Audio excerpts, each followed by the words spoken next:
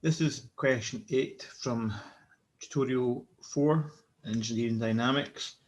And the question is, what is the centrifugal force on a mass of 4 kilograms fixed to a cord 250 millimeters long and rotating at 500 RPM? In this question, we're going to be using the formula for centrifugal force, which is given by F, our centrifugal force, is equal to mass times the square of the angular velocity times the radius of the rotation. And we're given these values in the question. The mass is 4 kilograms.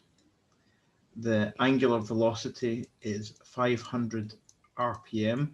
And the first thing we're going to do is convert that into radians per second. So to do that, we do 2 pi times 500 divided by 60. That's our conversion factor there, converting RPM into radians per second. So we'll very quickly calculate that.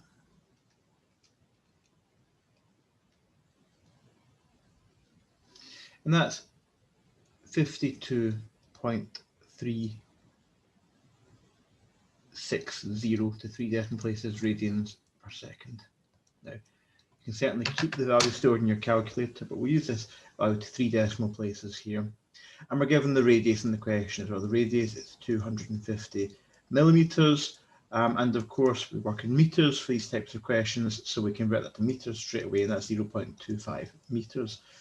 So we now have all of the information we need to solve the problem. So we can say that force is equal to 4 times the mass times omega squared, so that's 52.360 all squared, times the radius of 0.25. Now, putting that into our calculators, we'll get something like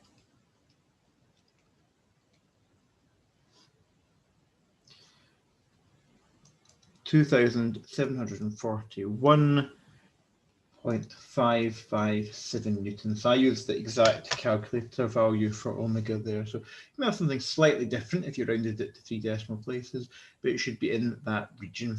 And that's how we solve a problem such as question 8 from tutorial sheet 4.